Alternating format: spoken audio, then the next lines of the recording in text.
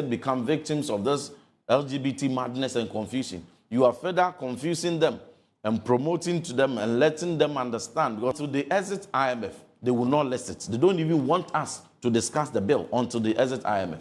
Look at the cocoa farmers. They are worse off. That's what the cocoa board chairman because said. You promised them 6,000 per bag. You are giving them 3,600. 2024, they were getting 3,100. God uses the foolish things of this world to confound the wise. Yeah. You may not see him as what you put as presidential, but if it is him God wants to use. Ntim Fordjour versus Sam George. Ntim Fordjour say NDC for the LGBT ashe nkwala adesuan humem a chechefo be use dia kire nkwada na de. O Sam George wo na wo ka se mahama ba no ayesade na wo be fi na memum. O ma position bia be resign wo da so tim because onya post aban power. Sam George se na nipa bi atwa na da ba no afa LGBT ho ane wa edin asofo ye din obian kasa ho. Obian kasa ho. Ntim Fordjour no so bian kasa ho. But o say MPP mu munya sa wetim akame we ayesi ba ko wini amunyina bo ba ko echi on do nim se ba o me na be wini. Now Frimpong Boateng say MPP is fake. Abena say sorry. One also afaya afa de course so na no parliament. Na the NDC 4 year afa on also support Ken. Yes. And na krakra no miracles abaje so dia wom. And na wa wonim the apostle Paul on so gem.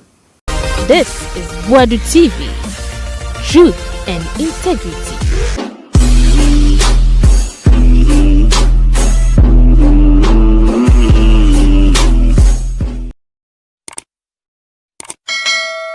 Akufo-Addo appointed Frimpong Boateng to be a minister. Akufo-Addo did not repeat Frimpong Boateng as a minister in his second term. It was reported that Frimpong Boateng had taken that very badly and had taken that very personal, that it really pained him. I can understand. It didn't pain him because he wanted post. It pained him perhaps because of the agenda he set himself, and he knew that in the first term, because of the fight against Galamsey, he probably didn't have the time, space, and opportunity to deal with the environmental issues that perhaps was passionate to him, something that he wanted to leave as a legacy. So withdrawing him from a ministerial position would be painful, isn't it? Well, there are those who feel that he was unhappy because he wanted to go to Galamsey. I don't know whether he was doing Galamsey. His son, Jojo, has been accused of doing Galamsey. He told me that Jojo had a license to mine, it's not Galamsey, etc., etc. So all of that forms part of the conversation. And then the MPP reacted. So let's see the reaction of the MPP. I think it's a letter. Is it going to come up here? It's a press statement from the New Patriotic Party. And it says the party has taken due notice of comments made by Professor Abena Frimpong Boateng during an interview on Channel 1 TV on Monday, 12 January 2026, in which he described the party as a fake party and further stated that he no longer considers himself a member of the party. The same interview, Professor Frimpong Boateng made additional disparaging remarks about the party and alleged, among other things, that the party's 2023 presidential primary was rigged in favor of His Excellency Alhaji Dr. Muhammadu Bawumia, the MPP's presidential candidate for that election. The party unequivocally rejects Professor Frimpong Boateng's unfortunate characterization of the MPP and firmly denies his baseless and unsubstantiated allegations regarding the conduct of the presidential primary. Essentially, the statement then went on to say that steps are being taken to expel Frimpong Boateng from the party. Now, this is where the society is getting divided. Those who support Frimpong Boateng, like Nyaho Tamaklo, I don't know whether they have his photograph, they'll put it up. Nyaho Tamaklo says that, look here, everybody shut up. What are you talking about? What are you talking about? We are the MPP. What is there as the MPP today? It's not MPP. If Frimpong Boateng says that, he's right. Nobody should touch Frimpong Boateng. I'm not sure what Nyaho's status is in the party right now, though, because I know there was a time when he has had major disagreements with the National Executive. I believe he's a founding member, or he was a founding member. I'm not sure. But Nyaho is firmly of the view that what Frimpong Boateng said is calling a spade is correct. Then it is not a wrong characterization of today's MPP, and that the MPP that they know, they think it's a different MPP, and it's not this one. So yes, so that's what Nyaho Tamaklo says, and that's what those who support Frimpong Boateng say. Okay, now let's have Frimpong Boateng and Akufo-Addo again. Thank you. Those who do not support Frimpong Boateng, their view is that, look, you Frimpong Boateng, this whole Galamsey matter, it's on your head. It is your dereliction of duty. It is your poor leadership in the job that Akufo-Addo gave you that brought all of this Galamsey crisis, including running an anti-Galamsey campaign for the government, whilst your son was also mining, as he said to me, that Jojo had a mining license. So there's a strong view like that. They think that Frimpong Boateng should be the last person to talk about Galamsey and should be the last person to talk about the MPP government because a responsibility was given to you and you failed woefully. It is your failure that brought all of these things together. If you were having these difficulties at the Galamsey, how often did you brief the presidents? Those who know the inside story say that he didn't, etc., etc. And then they also say that Frimpong Boateng is not able to hold himself to his failures because based on your failures, the president told you that I will not repeat you as a minister.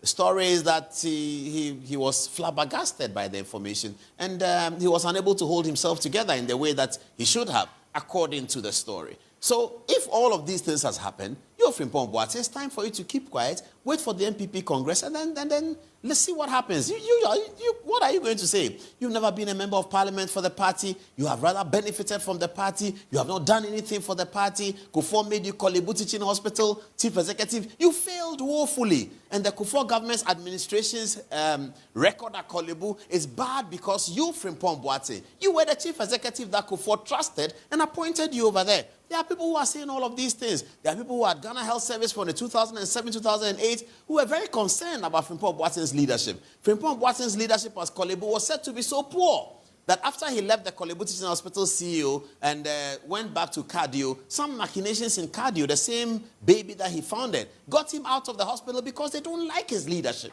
This is Frimpong Boateng we are talking about. And then Akufo-Addo ignores all of these things and makes you a minister. And there again, poor leadership is showing again. And then now you come and say, oh, so this is the people are divided. The Nyaho Tamaklo group think that he's speaking the truth. This is the MPP is terrible. Those who are analyzing it the other way say that Frimpong Boateng should be the last person to talk. What about sacking people from the party? Opinions are divided there again. The MPP has only 41% of the last election. They have the micro minority in parliament. They don't have numbers. Is that the time to be removing people from the government? That's a strong opinion. The reverse opinion is that forget about that. Party discipline is more important. Check out the NDC. Even Mrs. Rawlings, the founder's wife, they let her go. Alote Jacobs, they let Alote Jacobs go when they were in opposition. And then they let my friend who used to come here, what's his name? Kokwa Anyido, who is another, they let him go. And then this Tubiga, who used to come here. Yes, he's here too, they let him go. So opinions are divided. Now, what's our verdict? Let's give you a verdict now that is 10 minutes at the top of the hour, 9 o'clock. We'll speak to Miracles for 10 minutes, and then we go straight to the big interview with Abena Osei. Our verdict over here is quoting Professor Mills. He says, Diufiasem. Whether it's Frimpong Boateng is right, Frimpong Boateng is wrong. Is it your fiasem? Diufiasem. It's really appalling. It's really disappointing that a very dangerous introduction has been smuggled into our schools. The introduction of LGBTQ elements, the education of sexuality related to LGBTQ promotion, and it didn't find expression in no main teaching and learning material than teacher manual. You know, so this teacher manual in physical education and health, the elective one, is the guide, the teaching guide, is the pedagogical guide. Is what tells the teacher how and what you must teach your learners and your students. It also provides the framework of fundamental definitions and concepts within the subject and what you have to teach them. And when we do this, we break them in various weeks. So every week there's what you have to teach them. And rather sadly, the physical education and health elective for senior high schools in my hand, when you turn to page 3, the week 1 schedule, NDC have managed to smuggle in LGBT elements and now telling teachers that, for instance, gender identity, which in our constitution, in our 1992 Republican Constitution, the 4th Republican Constitution, and our laws, fundamental laws, recognize the binary nature of gender, being male and female assigned at birth. Now, here the definition they are asking the teachers to teach them. It refers to a person's deeply felt internal experience of gender, which may or may not correspond with the sex assigned at birth. So right at the beginning, you are confusing these young ones between the ages of 13 to 19, most vulnerable group of people who oftentimes become the victims. The age group studies have indicated become victims of this LGBT madness and confusion. You are further confusing them and promoting to them and letting them understand, because these are things you would want them to write back at you. When did this document come? This was produced in 2025 by the Ministry of Education. 2025. Under the minister, under this current government, NDC government. And these were recently distributed to schools. And these teachers have received them. And Paul, week 1 is already gone. So these teachers have already taught these students these strange, bizarre concepts.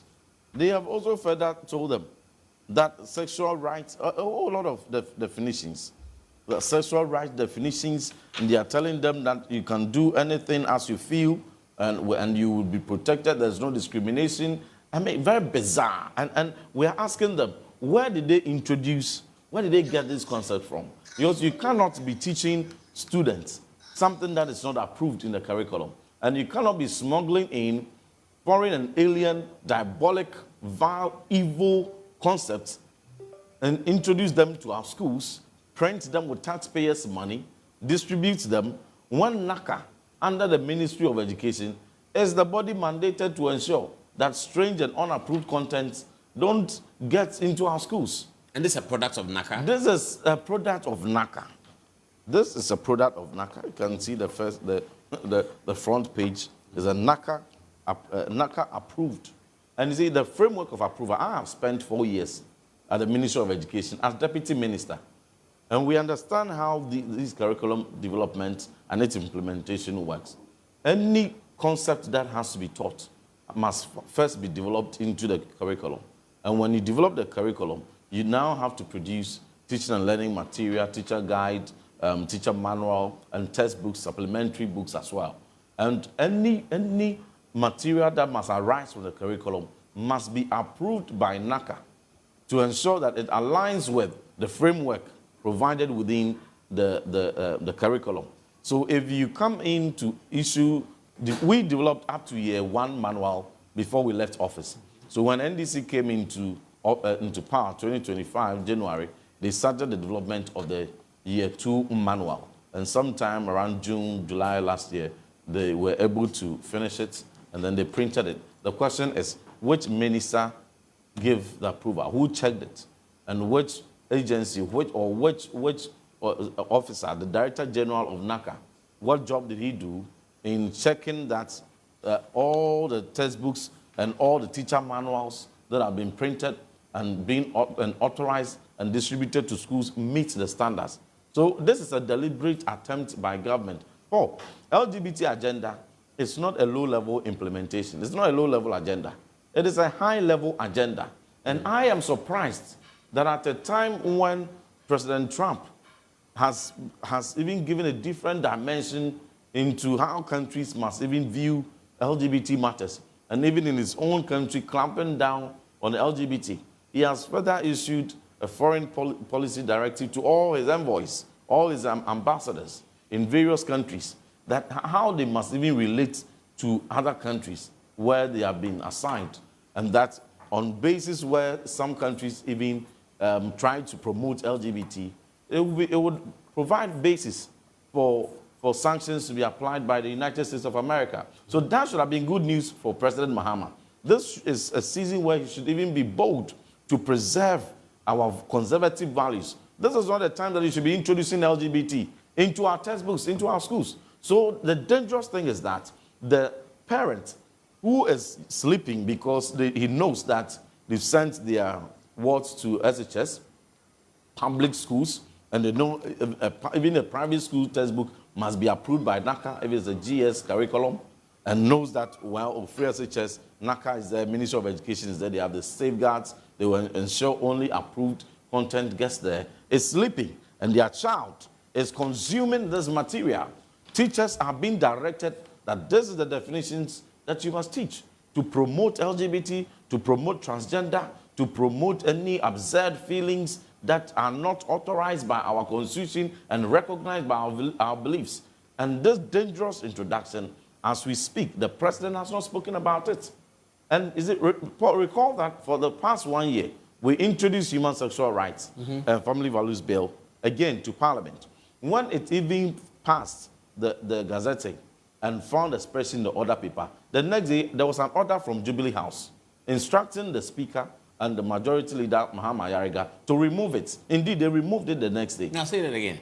The bill was announced. The bill was listed on the order paper. To start the process. To start to be laid for first reading. And consequential referral to the committees to invite the sponsors for consideration. When it appeared, we couldn't take it that day. So we thought that perhaps we have many items on the order paper, and as the practice of the House is, the next day we will have the opportunity to take it. The next day we came, and it did not even find expression. It has been deleted. It had been Nicodemously deleted from the order paper. When we raised questions, they said, Honorable Mahama Yariga, the Majority Leader, blamed it on Speaker. The Speaker said he knew nothing about the bill being advertised. So we had to wait for Speaker to come the following week to give his ruling. Speaker gave his ruling that there's nothing wrong with the bill and that it must come back. To date, any time we had raised it on the floor of Parliament several times, every week on week, when we meet our business committee, when we meet to approve business statement, we raise it, they keep pushing it away. They are even afraid to list it on the order paper. Has Sam George been also raising it? He has not raised anything. And Paul, what they intend to do is that until they exit IMF, they will not list it. They don't even want us to discuss the bill until they exit IMF. What does that have a relationship between exiting IMF because at the middle of this year? Because the indications they are giving is that even discussing these matters, because when the president made pronouncement that he was going to introduce his government-sponsored bill related to this matter to cure the mischiefs that stakeholders and overwhelming 93% of Ghanaians want to cure, the kind of the kind of reactions he got. Now, when was the last time you heard the president, state his commitment that he's going to state-sponsor a bill like this? Now he zipped. He never mentioned it again. And even the one that was had been passed in Parliament but faced controversies and had been agreed upon by President Mahama that when he comes to power, when he was in opposition, that the first thing he would do is to sign it into bill. Now he comes to power, and then he's even preventing it from being listed on the order paper. That is the deception of NDC. So you campaign on the propaganda and deception of the rhetorics that you are the party that opposes LGBT.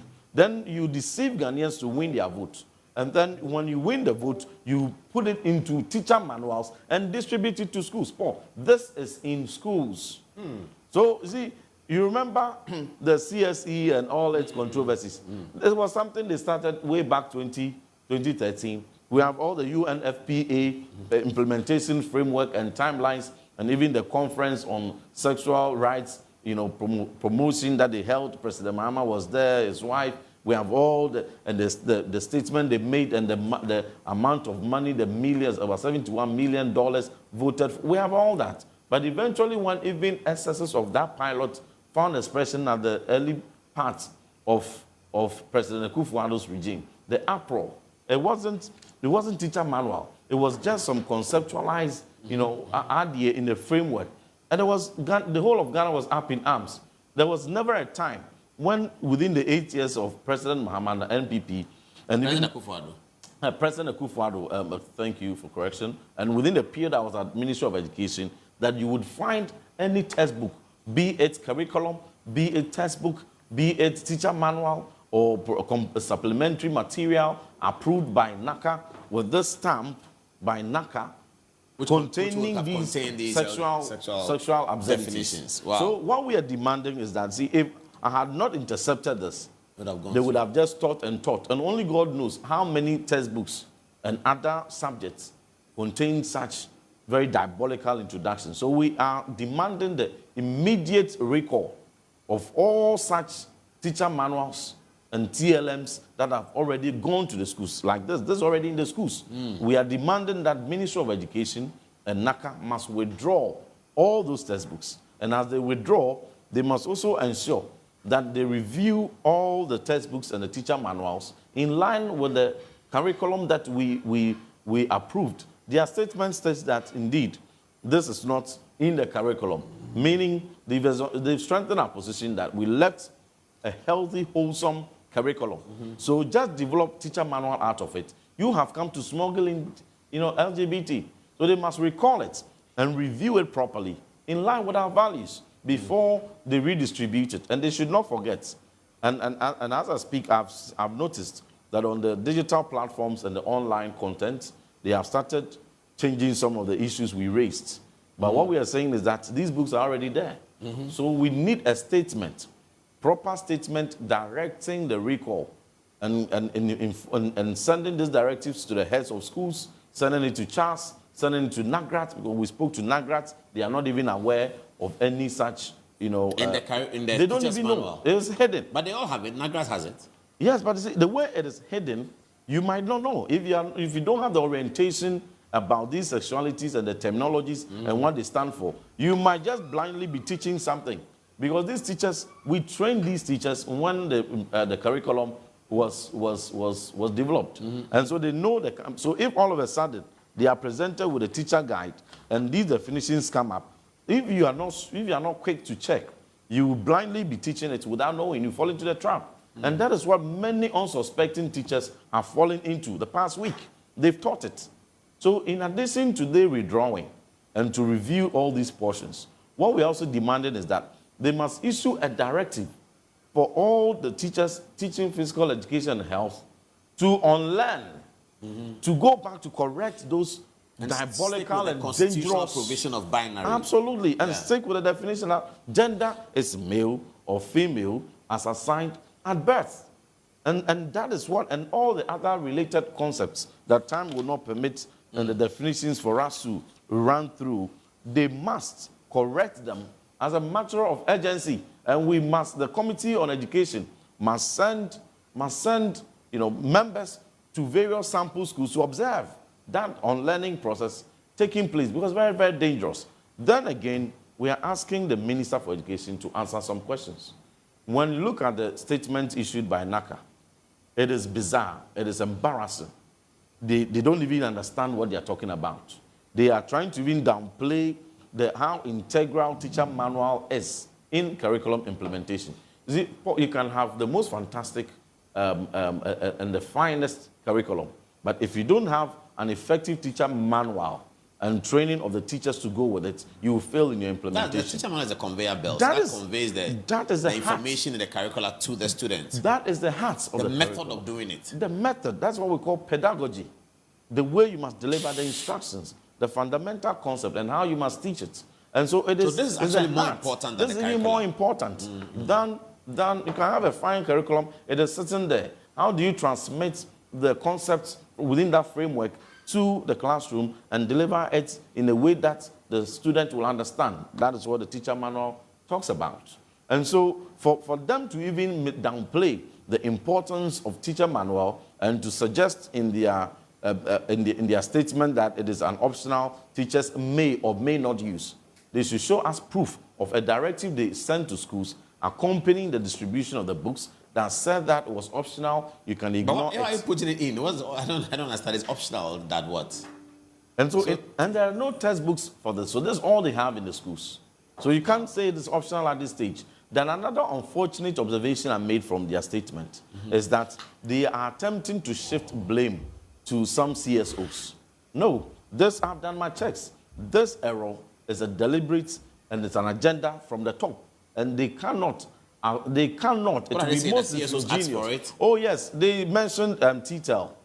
And I have worked with TTEL for all these years. TTEL is one of the really fantastic development partners who have supported the Republic of Ghana, the Ministry of Education, and NACA in curriculum reform and curriculum development. And they are fantastic partners. You don't throw them under the bus. You don't want to sacrifice them because they didn't have any wrongdoing whatsoever. I've done my checks. Well, what the statement say that TTEL the statement indicated that it was TTEL that developed it, and then for them, they just gave it to TTEL to develop it, and it was TTEL that brought it, and NACA now reviewed it and saw that there were problems. No, that is a lie.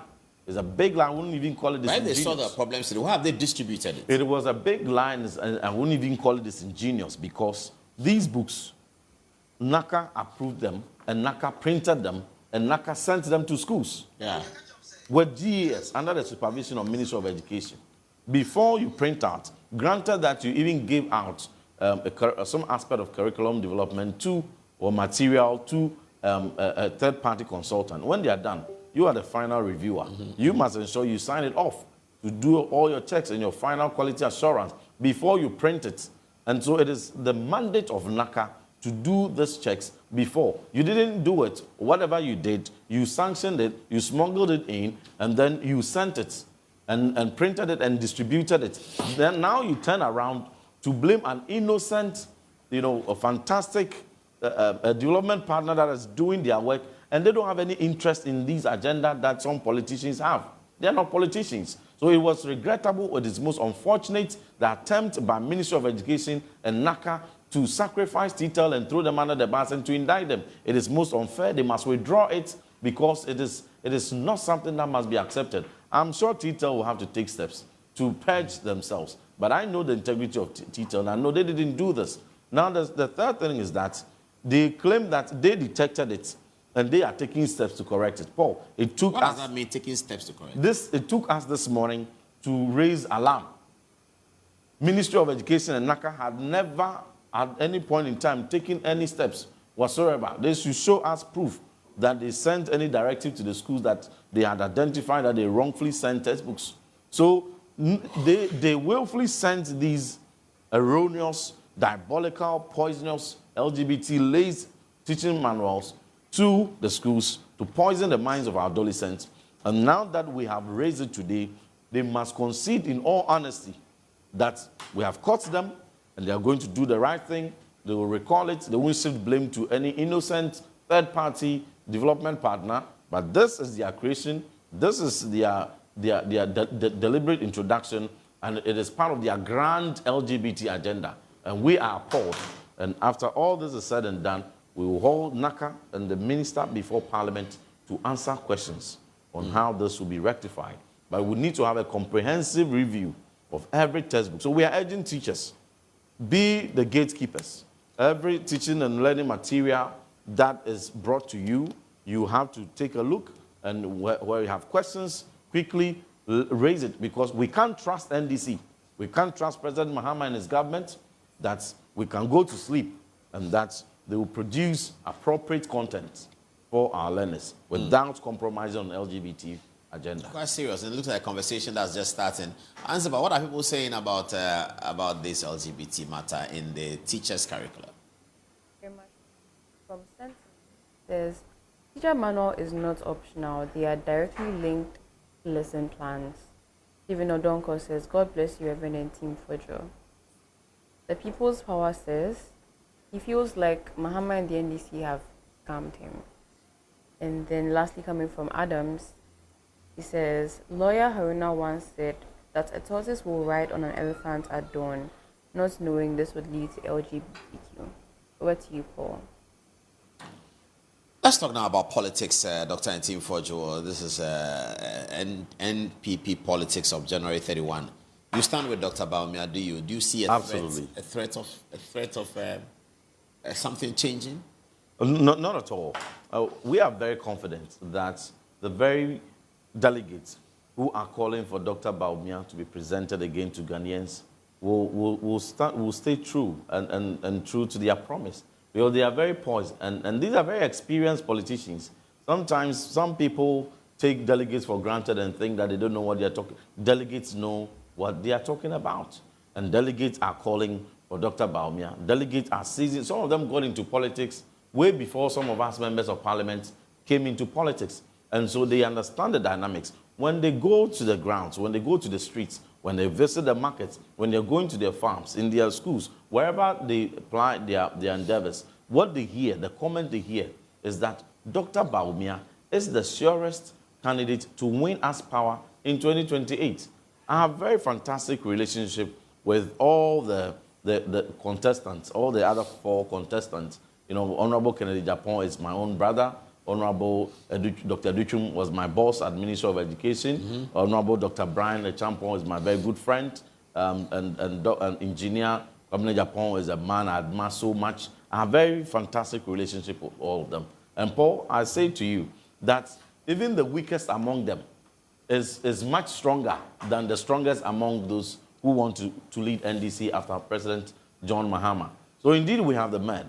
But at this point in time, we're talking about power. You see, there's a reason why President Mahama garnered less than 40%. If you check the figures, in 2016, he was a sitting president, but he got less than 40%. They got 44%. In 2016. Yeah. You can check the figures again. It was less. In 2024, he didn't even get up to, the numbers indicate around 42%, if I'm right. You see, so he started from somewhere. He lost over 1 million votes. The dynamics at the time did not want him. And then, as time went on, NDC saw that no, we need to understand why we lost. If we don't understand why we lost, we will change the candidates and miss the point. So anyone who in MPP at this point in time thinks that we need to change our candidates and that our candidate was the reason why we lost has failed to understand the reason why Ghanaians voted us out. If you really take time to appreciate why the Ghanaian voter rejected MPP in 2024, you would want to now take steps to respond to if you call it some weaknesses or shortfalls or certain things we did which didn't really sit well with the Ghanaian, which has nothing to do with the candidate you presented. So if you take time to correct those things and you take time to form a solid policy alternative that is credible with consistent candidates, then you are sure that you're going to win. But if you change your candidate, you have missed the point. Dr. Bawumia stands tall among all the candidates that we have. Dr. Bawumia is the most experienced in terms of public service, over 8 years as vice president, and not just any ordinary vice president, the highest performing vice president, not only in the country, but in the SAP region.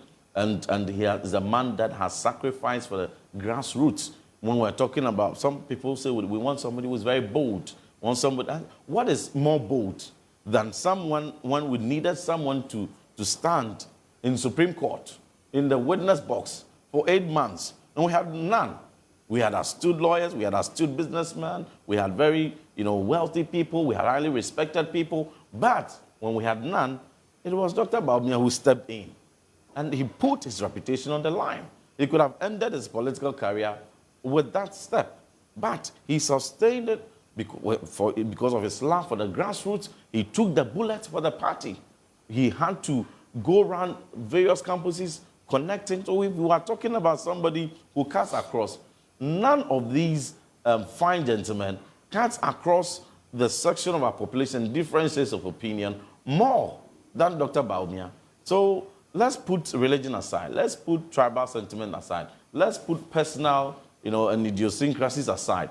And if we are rationally and objectively looking for power, then if you change this fantastic candidate, Dr. Bawumia, you have missed the point. And you are going to even suffer worse defeat than that. If you go into 2028 polls today, let me just take you back in history. In 2000, when people went to polls, they liked President Jerry John Rawlings so much that in 92 they voted overwhelmingly for him. 96 they voted for him against President Kufuor. 2000 when they went to the polls, they couldn't find that fine gentleman again. Now they saw, but yeah, we've seen President Kufuor. He's come to us before. We like him. We're not ready for him in the last 4 years. But 2000, President Jerry is not around. He is going to be the one. Though we know President Mills had been the vice president, he's just appeared on it. Let's give him some time. They voted for him. So in the same way, it went on and on. In recent one President Mahama, a president who had suffered the worst defeat a certain president had ever, suffered. He came again. And the people saw that in 2024, President Kufuor is not on the ballot.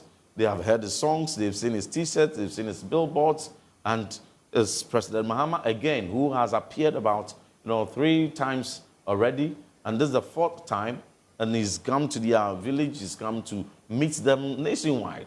So they know him. Dr. Bawumia, yes, he's vice president, just like President Mills was vice president. This is the first time he's appearing. And so let President Mahama come in at this point in time. Another time, he will come in. If you visit any, and if 2 people are walking, an NDC man, an MPP man, and they are wearing a party T-shirts, they are very much likely to wear President Mahama's T-shirts and Dr. Mahmoud Bawumia's T-shirts. As they walk around, whether you're going to the farm or going to the streets or going to church or going to the markets, who are they marketing? They are marketing President Mahama and they are marketing Dr. Bawumia. These are the 2 most marketed political figures of our time now. And so if you go into, and it's going to continue till 2028. So when you go into 2028 and fancy a situation where any of the leading persons they are projecting in NDC becomes the flag bearer, he is now going to sell himself even to his own party people and to sell himself to floating voters and to sell himself to the whole of Ghana, to every village and every hamlet and town, urban area in this country. Dr. Mahmoud Bawumia has already been marketed and people they know him, they are familiar with him, and his idea of job creation, his idea of empowering grassroots, his idea of ensuring we transform our economic fortunes and events have all exonerated him. Now, good for reserve, for instance, even NDC stalwarts credited to Dr. Bawumia. Yes, good for oil, they credited to him. And even the very foundation that is sustaining the exchange rate, they credited to him. If not for Dr. Bawumia's idea to ensure we accumulate about 30 tons of gold, how could they have come to accumulate only 1 ton of gold in 1 year to have that kind of stability in exchange rate? And so when a man whose idea, one single idea, created over 900,000 jobs, those in the mobile money market, 900,000 jobs. So we are not talking about a few tens or hundreds of jobs. We are talking about jobs at a mass scale. So he has demonstrated before. And Ghanaians have the confidence, stakeholders have the confidence in him. And that is why I'm a pastor and I'm a Khan. And I say that it's not about Khan, it's not about being a Christian or being a pastor, but it's about the most competent. It's about the winnable and the most formidable. And I find Dr. Bawumia checking all those boxes. And with the greatest of respect to all the 4 fine gentlemen, one of whom is my friend and 3 of whom are my very good friends. Now, the question about religion is important. So let me ask you, you are a Reverend Minister. There's been prophecies from your colleague pastors, both ways, but there's been prophecies that Kennedy Japan will be elected by Bernard Nelson. Shen is a prophet. And there's been prophecies by Roger that Dr. Bawumia will be elected. There's been other prophecies by other people that Dr. Bawumia will be elected. Many people are confused that the same God of Abraham who spoke to Prophet X and Y and said this one is going to win. It happened in 2024. Some professor Dr. Bawumia was going to win, he didn't win. And some professor John Mahama was going to win and he won. Should we take these things serious from the perspective of your background as a Reverend Minister? See, in the Bible, you would recall an incident that happened where a young prophet was sent by God to a certain location with a specific instruction. He heard from God. He got there, finished his assignment. He was not supposed to eat anything. He was just supposed to return. But that's what God told him. He heard from God. Then when he got there, another prophet, in this case even a senior prophet, more senior prophet, told him that no, you are saying God told you should do so and so. But you know, God has spoken to me. I'm also a senior prophet, and God has spoken to me that you should eat. And coming into an era where one God seems to have spoken to 2 people and giving them 2 opposite directions, this is not the first time. This is not the first time at all. But only one will be true. At the end of the day, so God spoke to both of these in this case, Bible reference. They all claimed that God spoke to them. Who had God spoken to? But in the end, it turned out that God had only spoken to one, and when he disobeyed, he got consumed. So the other one who said he heard from God did not hear from God? No, did not.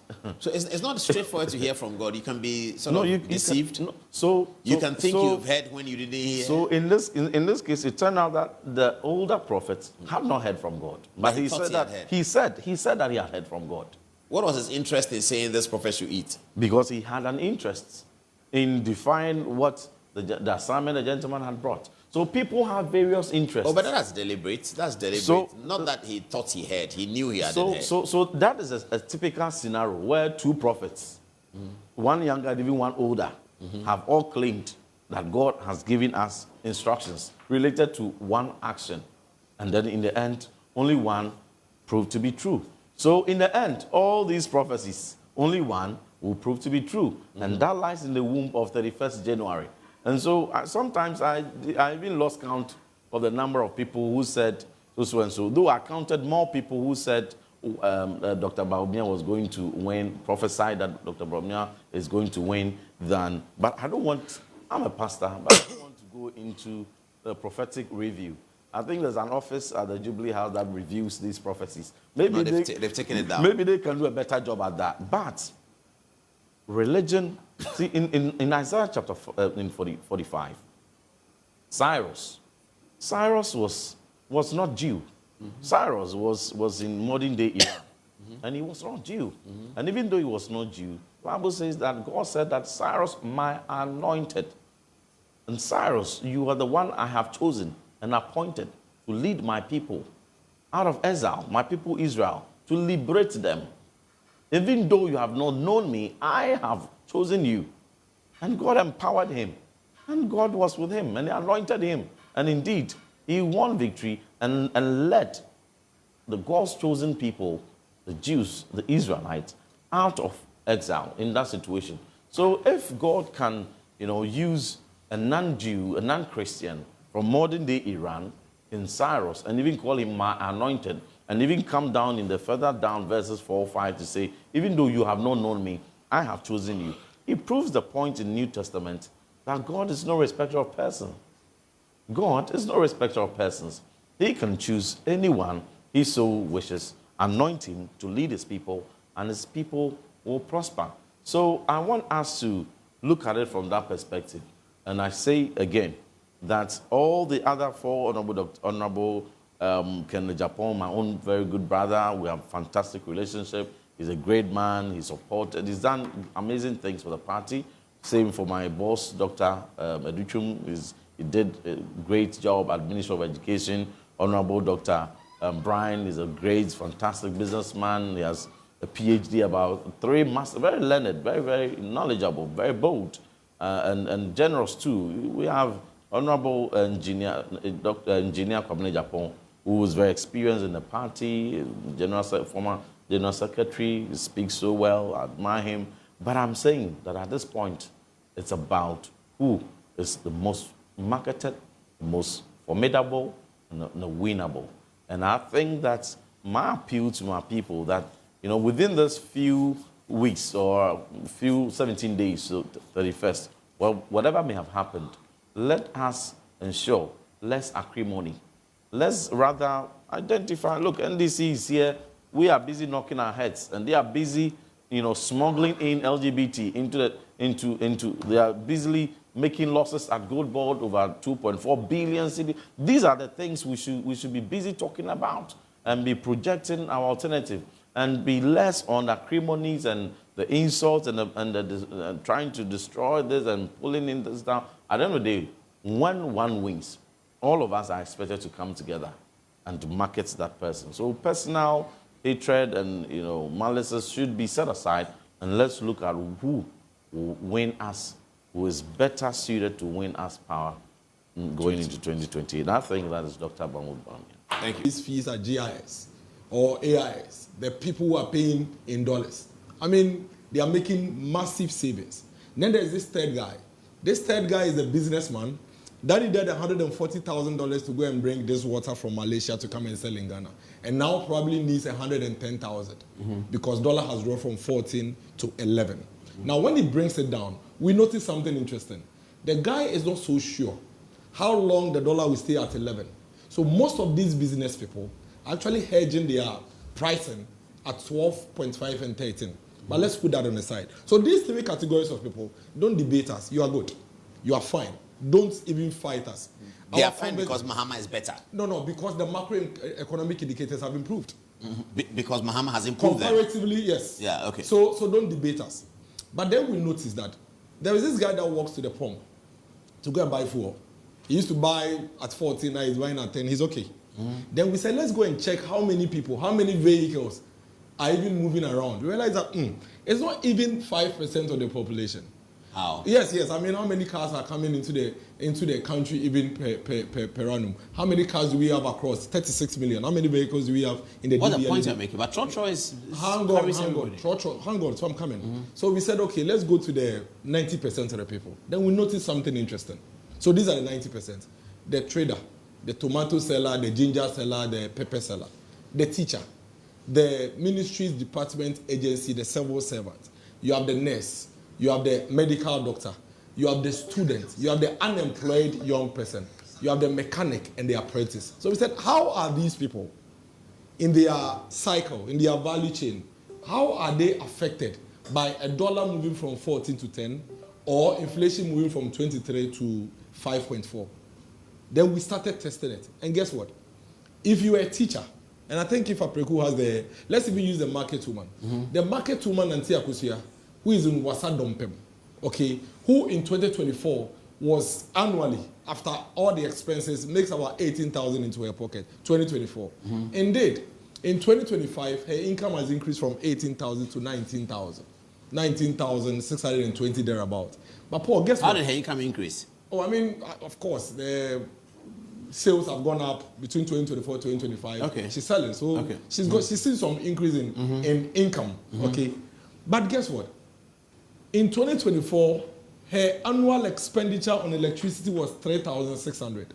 One would have thought that once dollar has come down, once inflation has dropped, you know, PURs, you go and look at all their releases in the past, they will typically tell you that they are increasing electricity because of inflation and because of exchange rates. You know that. Yes, correct. Now, strangely, in 2025, when all these things are looking amazing, for Ntim Fordjour, his electricity of 3,600 has shot up from 3,600 to 4,613 by 1, in 2026. Yes, because the government has increased electricity by 28%.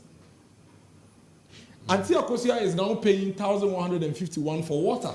She used to pay 960 because the government has increased water by 15%. So the government's macroeconomic performance, you are saying that it's not commensurate with the government services delivery. I'm not the one saying it. The numbers are saying. The government services delivery are still high. The numbers are saying. But you see, because of the 10% who are doing really good, the entire conversation has been about them. The CSOs, the elites, they are happy. It's true. They are okay. They're okay. And also I'm saying they shouldn't debate us on this. But Ntim Fordjour, the market seller, this is her reality. The fact of the matter is that in 2024, she was paying 1,650 for her daughter Angela at University of Ghana. But in 2025, 2026, she's paying 2,350 for her daughter. Because university have increased fees. It's increased. Again, Ntim Fordjour, who used to pay 6,200 for her daughter at Ivandi Hostel at Legon, is paying 7,800. Now, guess what? In 2024, when inflation was 23%, when dollar was 14% cedis, when fuel was 14 cedis, which we are all talking about. Basically, that is the entire conversation when it comes to the NDC performance. So you ask yourself, how does it impact on Ntim Fordjour in Wasadompem? This is the impact. Ntim Fordjour is actually saving in 2024. She was saving 5,590, which she is able to carry forward to pay for Angela's deposit for fees next academic year.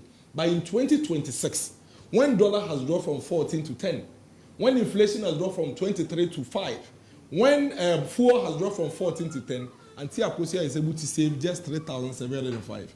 Paul, this is her reality. These are numbers. And these numbers are being masked by the macro conversation. And so when we finish this, we did it for the market seller, we did it for teachers, Madam Martha in Dodowa is there, we did it for apprentices, we did it for so many people. Then we realized that there are some 90% of the population whose voices are not being heard. But we said, well, this could be Miracles and his voices view and the appraisal. So let's go to the people. That is what led to the People's Forum. So we went to the people and said, listen, this is what we've identified. What is your reality? And they validated it. Now, in our appraisal... How did they validate it? The numbers. I've just shown you. Okay. I've just shown you. Is it not true that even though dollar has dropped from 14 to 10, inflation has come from 20 to 5, electricity has been increased by 28%. But petrol prices are down, so transportation So costs. why is it that petrol prices have moved from 14 to 10, and yet in 2024, Accra to Kumasi, I was paying 90 cedis, but in 2025, I am paying 110. An increase of 20 cedis? That is the disconnect we are discussing. When the price of petrol has come down. Move to there. So what do you attribute to it there? No, but that's It's a huge disconnect. So economic students must study it. So all the People's Forum is saying is that government, after you've had a conversation around the 10%, it's time for you to now go and pay attention to the 90%. And the truth of the matter is that this gives validation to the economists and the theorists who are saying that our macroeconomic indicators that have improved are not real. To the extent that the real sectors are not being stimulated. Listen, go to the ministry, departments, and agencies, Paul.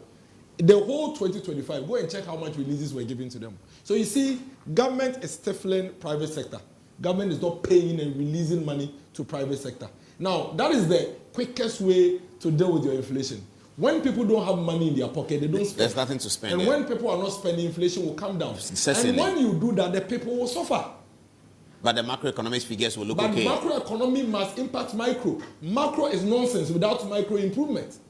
But macro cannot improve with macro in disarray. That is no, it can't when you artificially manipulate it like we are seeing. So you see, that is what I'm saying is that you have to start from the macro because that's what impacts the micro. No, but if the macro is improved and it's not reflecting on the micro, then you have to be worried. Yeah, that's because correct. Now you have a situation where 90% of your people, in reality, and these are numbers, in reality, as of you see, there are a few items that we could admit, especially the imported items, rice, oil, prices have gone down. But guess what, Paul? If you go to the 90% of the people, trust me, most of them, for example, the farmers, he farms his own maize, he farms his own plantain, he farms his own cassava, he sells them. When he makes money, his real bills are not rice and oil. Because basically he's eating banku from his maize. He's eating fufu from his real cassava. bills are what? His real bills are water, fees, electricity, school fees. You may be right because Cocoa Board have said that the dollar has impacted them and they don't have enough money. I am right. Let's even look at some of the common commodities. Water, sachet water. You agree with me that maybe you do milk, but I don't do milk. What is milk? I mean, ideal milk and carnation milk. Okay. Not all of us have to take milk. Okay. Not all of us have to take milk. So we cannot use that as a baseline of analysis. But has milk gone down? No, it's gone up. Carton of milk has gone up. I see. Now, single unit milk. It's gone up. Are you sure? Yes, 100%. Sachet water. Sachet water. Everybody drinks sachet water. You agree? Yes, correct. Now, sachet water that used to sell at 8 cedis per pack. The bag. The big one, yeah. It's gone to 10. Well, but every year prices move up. That is that not not natural? We are saying that if you have a sharp decline, you see, inflation coming down doesn't mean that prices won't go up. But inflation moving from 23 to 5 means that when you are seeing increase in prices, they must be gradual. They must be slow. Yeah. If you have farm milk moving from 3 to 5 cedis, that is not a reflection of your inflation moving from 23 to 5. Rate of X. 55 to 70. Rate of X now 70. Yes. 10 of Milo. Where is KKD's yam? 10 of Milo, 50 to 73. You didn't bring KKD's yam. Where is it? So you see, so the reality is that, go to the next slide of the commodities for me, Apriko. So the reality is that cement has certainly gone down. No, it's not are you sure? No, I've seen adverts on TikTok saying cement has gone down. See, people go and pick all manner of receipts on TikTok and share. Listen. Yeah, I've seen that. As of December 2024, 42.5 hour, and pay attention to the brand that I mean, 42.5 hour of gas was between 90 to 95 cedis. Now it's selling between 110 to 120. Iron Ross, they say, has gone down. It's gone down. Iron Ross has gone down. It's gone down. Okay, all right. Okay. But you see, there is a reason why you'd notice that dollar comes down, but you still have a lot of commodities on our market still going up. The reason is because if I'm an industry player, if I'm a manufacturer, and you bring dollar down, true, I bring some of my inputs from abroad, so I should naturally reduce it. But immediately I come and put it in my factory, Paul, you realize that you've increased electricity by 28%. So it's zero-sum effect. Yeah. I'm a cold store owner. I go and buy imported chicken. That has gone down because dollar has gone down. But when I bring the chicken and put it in my cold store, when I'm supposed to reduce the prices for consumers, I realize that my electricity has gone up by 20%. Oh, that's why they're unable to reduce the prices That is a reality. as sharply as is expected. That is the truth. The cocoa farmers. So the GRA man's moving around telling people to reduce prices might not How work. can you tell me to reduce price when my price will depend on my cost inputs. My pricing will depend on my cost inputs. Now, you go and look at the cocoa farmers. They are worse off. That's what the cocoa board chairman Because said. you promised them 6,000 per bag. You are giving them 3,600. 2024, they were getting 3,100. Now, how much they are able to buy with one bag of cocoa has reduced. So all we are saying is that government, you've done well. Some 10% of the people are happy. Those who are importing their own cars to come and drive, those who are paying school fees, they are okay, but they are just about 10%. 90% of your people are actually suffering. 12 months, enough of the honeymoon. Okay. It's time for you to pay attention to this majority of the people and let's deal with the realities and fix their situations for them. I have a big insight. 2026 is an important month calendar for the New Patriotic Party, your party. Now it's 17 or so days to go and the party will have to elect a new leader. The last leader, Muhammadu Bawumia, lost the election of 2024. And he's still a contestant for this one, an obvious front runner.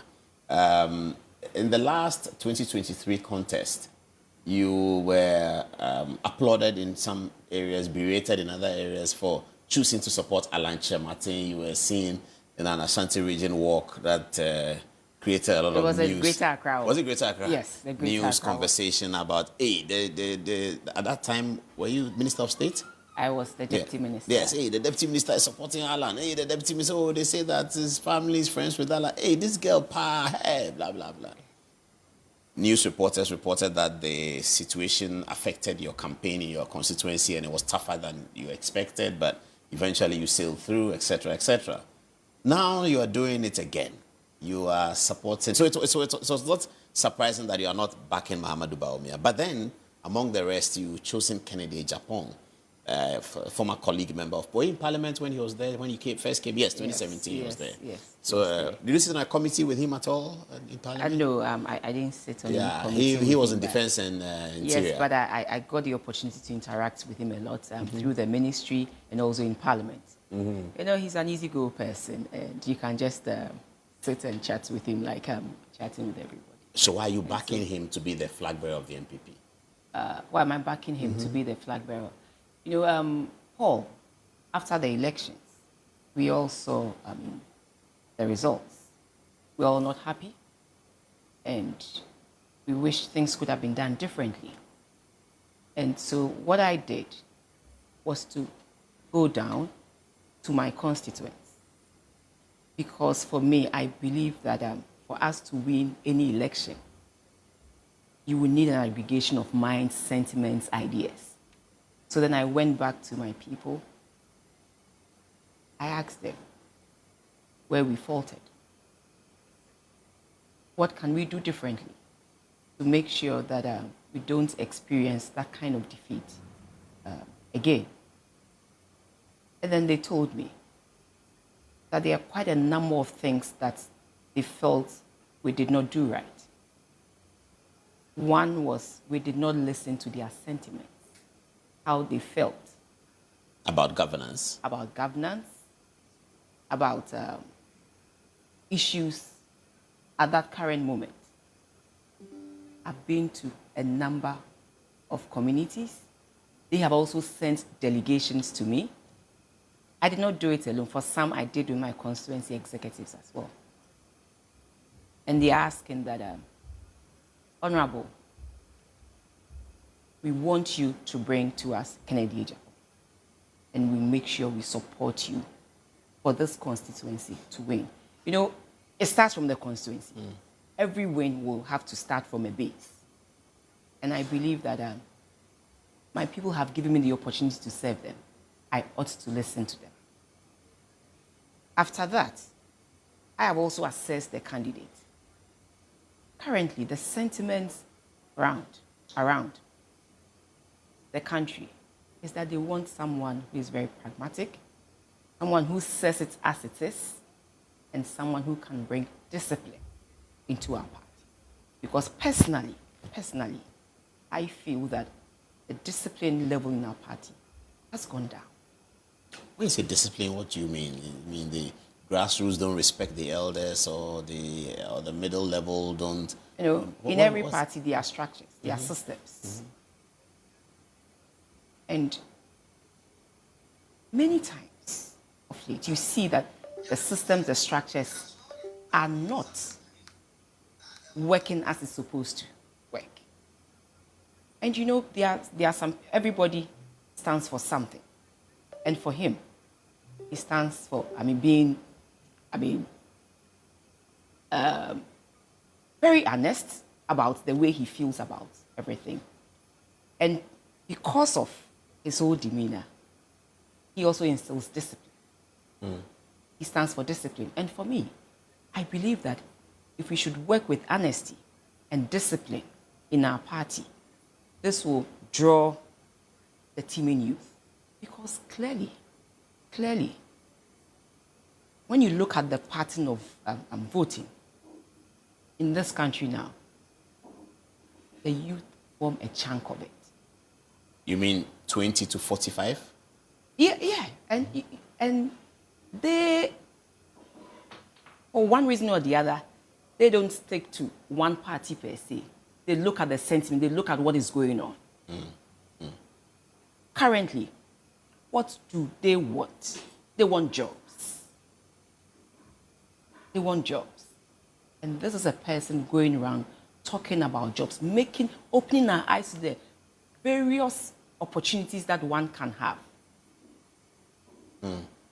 2, he's a businessman. He's a businessman. Clearly, I have been in government for 8 years. And I know that government alone cannot shoulder the burden of developing a nation. You need a private sector. He's gone through that ranks. He knows it. He's done business in this country.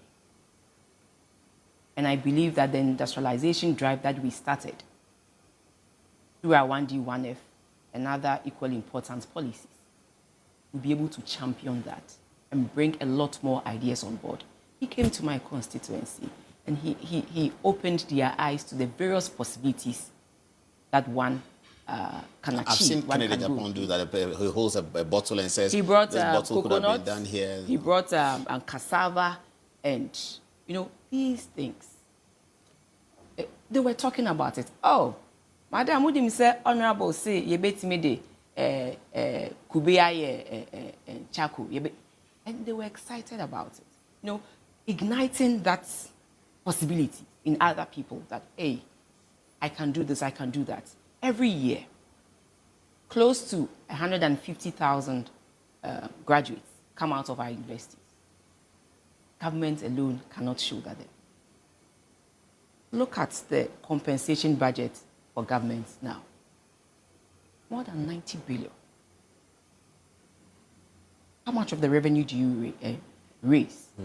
And that is why I believe that this time the sentiment on the ground is that we need someone who create jobs, someone who is pragmatic and can instill discipline. And for me, he stands tall in that regard. And that is why I would want to urge the youth, the delegates, and all of us to give him that chance.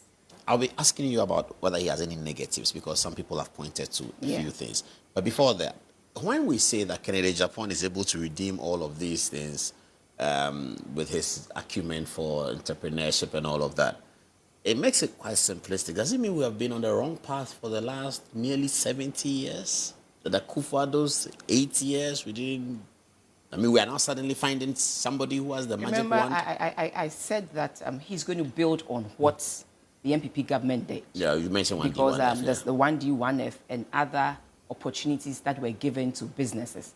But I believe that where he's coming from, with that background, you know, everybody comes with a plus from his or her background. I come with a plus from my background to the Public Accounts Committee. And so for me, that background that he has, he's done it before. He has various businesses around. And sometimes I listen to people, na cold store, na this, na that. But you must start from somewhere and replicate that idea on a bigger scale, which is the nation. And for someone who has been able to sustain certain businesses for this while, given that opportunity, given that support with the people around him and the party, I strongly believe that he can do that for the nation. That he's and the currently, candidate, yeah. where we are, we need jobs. And consistently, that is what he's showing us. He's opening our eyes to the various opportunities. But then you need a bit of that support from government to enable the private sector also create that wealth that we are looking for to make sure it happens. That is what the youth are calling for, jobs. And a candidate has shown us through his own experience and through what we believe he can do, and to make that possible for us. Let's give him that chance. That's quite interesting. Let's talk about what people have pointed to as Kennedy Japan's negatives. Atachian was once heard saying that Kennedy Japan cannot represent Ghana effectively at the United Nations. Yeah. Some have said he doesn't look presidential, that he's not a presidential material, that he doesn't have sufficient PhD in economics or in something, he's not a big lawyer, and he doesn't fit the bill of a former Ghanaian president, Kwame Nkrumah, Buzia, Lehman, Rawlings. Well, I don't know how Rawlings fits into what I'm trying to say, but yes, Rawlings. Perhaps that gives Kennedy Japan a certain line to toe that he's the next Rawlings. But yes, so people think generally all the presidents up to Rawlings, jump Rawlings to Kufuor, Professor Mills, John Mahama, and Akufo-Addo. That if you take Rawlings out, Kennedy Japan does not fit into this bill. When you say fit, that's what they are saying. What do you he's mean not presidential. What do you mean by all of these fit? names, take Rawlings out again. All of these names are some presidential. Paul, it is not about names. Mm-hmm. Now it's about who can get the work done, who can bring the results we are looking for. That is all they are asking for, and that is what they are looking for. It is not about names. Or appearances and disposition. Let me tell you this, that in the Bible, it says God uses the foolish things of this world to confound the wise. Yeah, you may not see him as what you put as presidential, but if it is him God wants to use, nobody can. You're convinced God wants to use him at this time? I believe that we have cried unto our God. We are asking for someone who can help create jobs, someone who can bring, for my party, the discipline that ought to be in the party, so that together we can help make this nation. We build on what the Akufo-Addo government did, which I was part, and to make Ghana shine and rise above what it is now.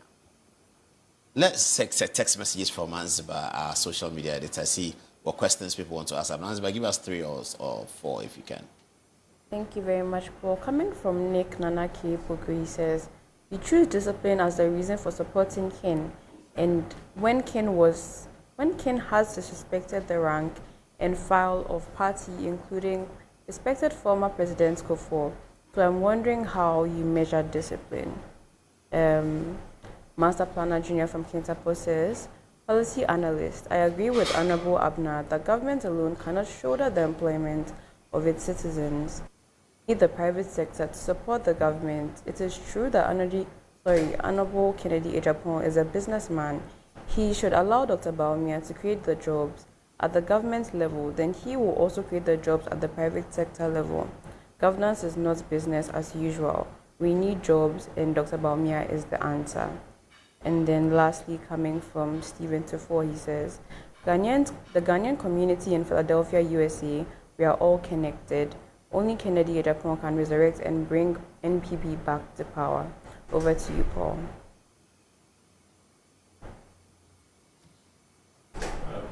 One here says that, Paul, Abena Osei is a great lady, but she's never supported DMB. She supported Alan.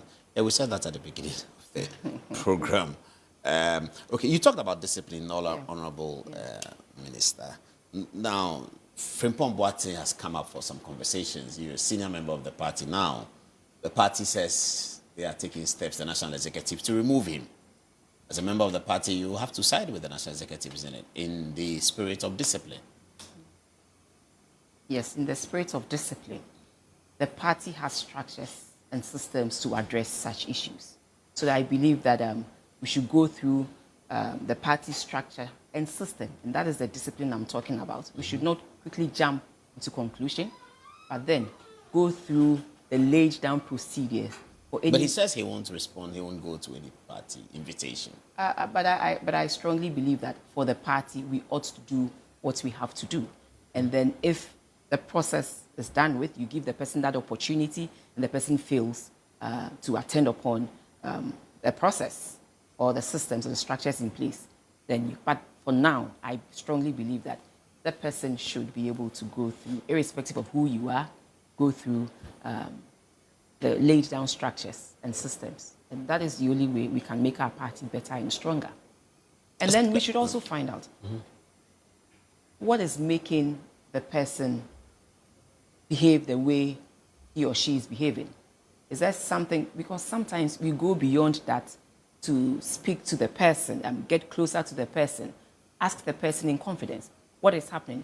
Because there are lots of background negotiations that we do or have before we even come out there. So I believe we should employ all these things. But the most important thing is that we should follow the laid down procedures in the party and make sure we come to an. So you will urge Frimpong Boateng to respond to party's invitation?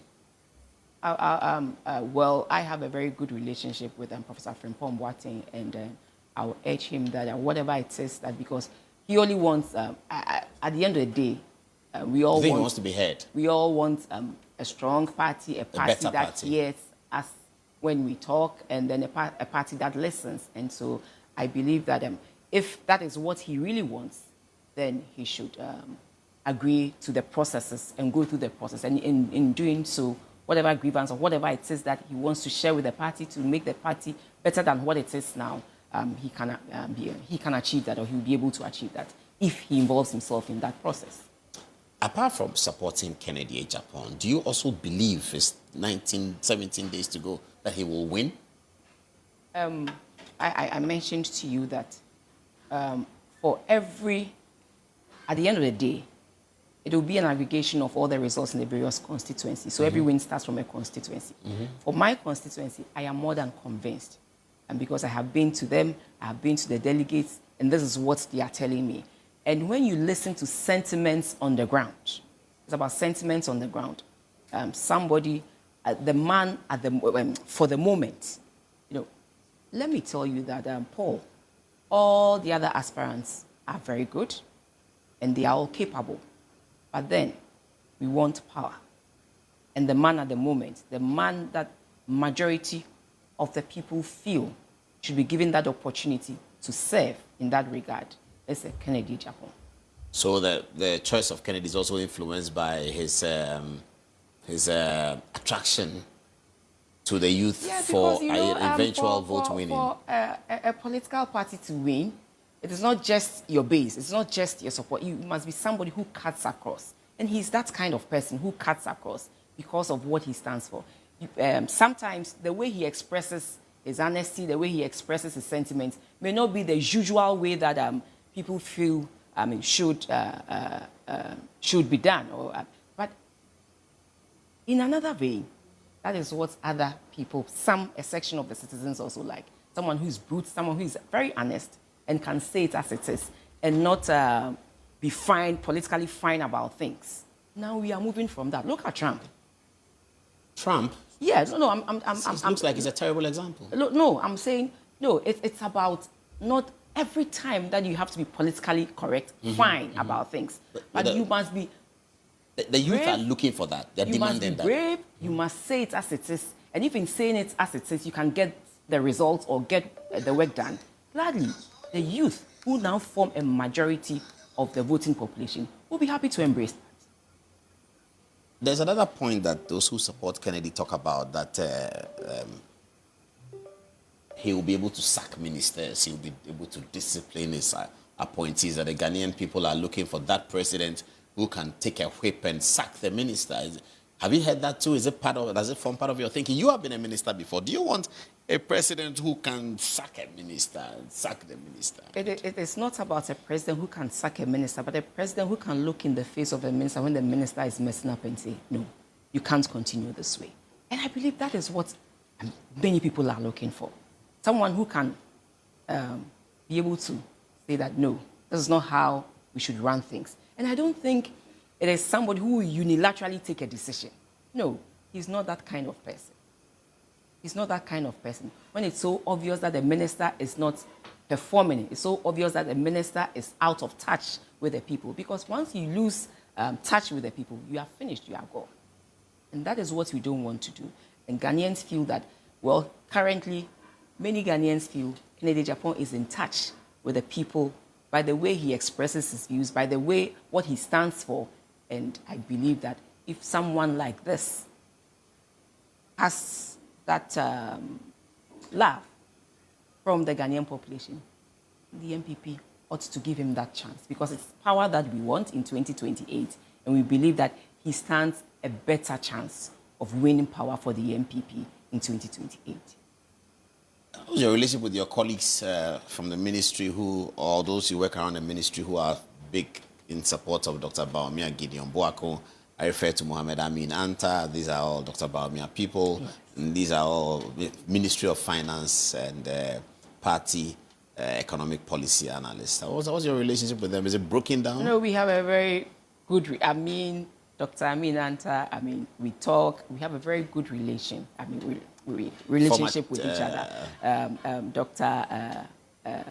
Boako, and for Dr. Boako, I have a little bone to pick with him, because I always tell him that he took the seat away from my colleague, Dr. Freda Prempe. Yeah. Oh, I see. You were interested in that seat. We have that beef, and then, yes, but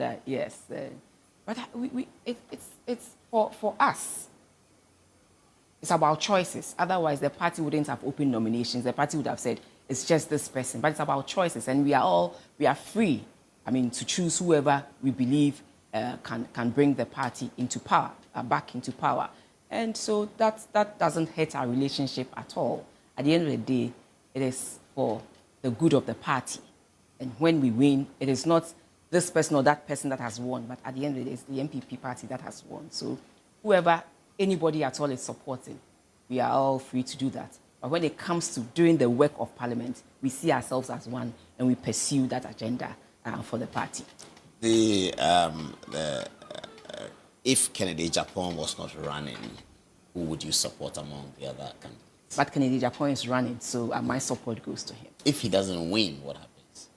Whoever wins, like I said, whoever wins,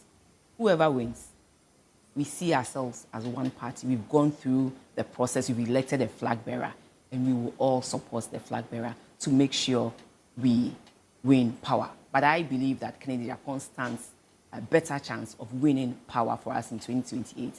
So I'll urge all and sundry to join us to make that happen. Paul, in 2028, it presents a unique opportunity for us because, one, the NDC is also going to present a new candidate. Mm-hmm. So it's not about a candidate who has been marketed before or not. They are all, so it's giving us that opportunity. Why not we listen to the sentiments on the ground? Bring in someone who is pragmatic, brutally honest, and will instill that discipline that we need, one, as a party, and two, as a nation.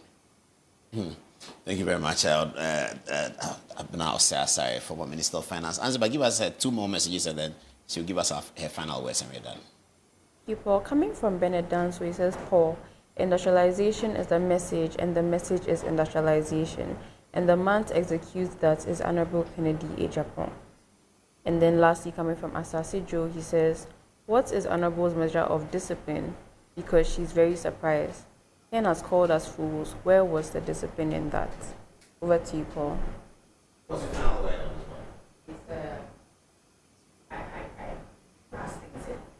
Does this, he's done this, he's done that. But it is not in isolation. Mm-hmm. Like I said, the way he expresses his sentiments sometimes. But let me tell you that, Paul, look at from the time he decided to contest, and look at his demeanor and look at everything. He's someone who listens. Mm-hmm. Yes, you want to communicate a certain issue. You want to be honest about things. But it's not every time that you have to show it in certain ways that may offend a lot of people. But at the same time, you should be able to state your point. And clearly, he's shown us that he's someone who listens. If Ghanaian people feel that your way of coming out is too harsh, how do I make it such that I carry the same message, but then in a way that people will listen. And clearly, you can tell that consistently he is improving when it comes to, we all want, the way he is in terms of he being brutally honest about things. And so if you have somebody who listens this way and wants to work, because we are all not perfect. We must admit that we are all not perfect. We all come from different backgrounds. And so in expressing views, in expressing things, we may do it in ways that may not all the time be the norm or the comfortable way that people want to feel or see. But then, he's been told, and he's working on it. So there's an acceptance that something has to be worked on. Like I keep saying, something has to be improved. Some of the videos that people play out, they take it out of context because it is in response to a particular situation, a particular event occurring.